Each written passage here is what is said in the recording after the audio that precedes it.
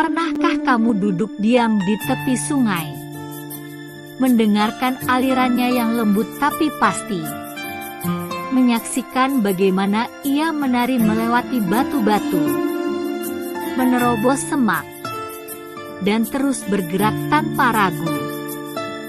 Kita sering melakukannya, bukan karena kita tak punya pilihan lain, tapi karena dari sanalah kita menemukan pelajaran paling berharga tentang kehidupan. Dari sesuatu yang tampak sederhana, air. Air tak punya bentuk tetap. Ia menyesuaikan diri dengan ruang yang menampungnya. Kadang ia menjadi tetes embun di pagi hari, kadang jadi hujan deras yang mengguyur bumi, kadang pula menjadi badai yang tak terbendung. Tapi, apapun bentuknya, esensinya tetap.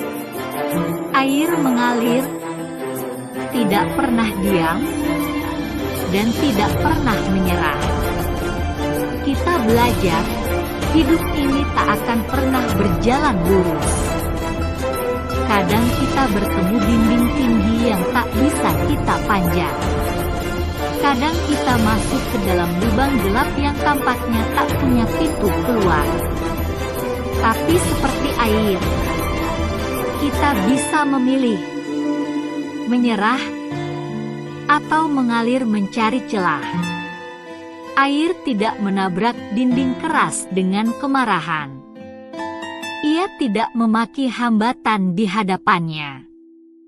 Ia hanya menyesuaikan arah, melengkung lembut, dan terus maju. Kadang pelan, kadang deras. Tapi satu hal yang pasti, ia tidak berhenti. Kita pun belajar untuk tidak membenci masa-masa sulit. Karena seperti air yang mengalir melalui celah sempit dan berbatu, kitalah yang sedang dibentuk. Bentuk kesabaran, ketangguhan, dan keyakinan. Dibentuk lewat setiap luka, setiap jatuh, setiap malam tanpa harapan. Air juga sabar. Sangat sabar. Sungai tak terbentuk dalam sehari. Jurang tak terukir dalam semalam. Tapi lihatlah Grand Canyon. Itu adalah karya sabar dari aliran air yang tak menyerah selama jutaan tahun.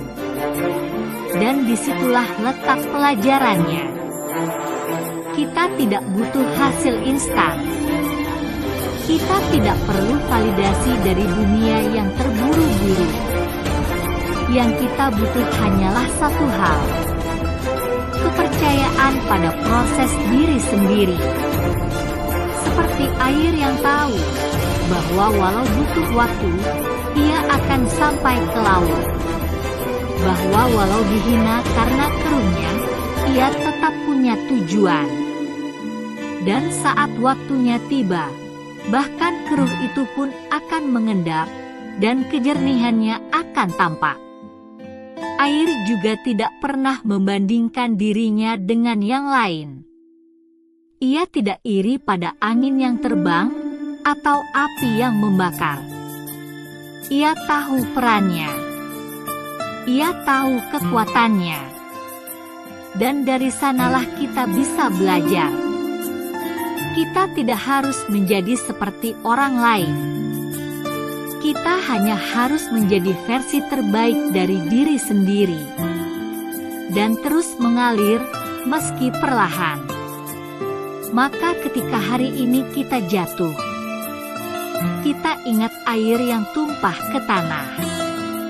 Ia tidak menyesali kejatuhannya. Ia justru menyuburkan apa yang disentuhnya. Ia menjelma jadi kehidupan baru. Kejatuhan bukanlah akhir, tapi awal dari pertumbuhan yang lebih dalam. Karena seperti air, kita tidak diciptakan untuk berhenti. Kita diciptakan untuk terus bergerak, membentuk jalan, menjadi harapan, menjadi kekuatan.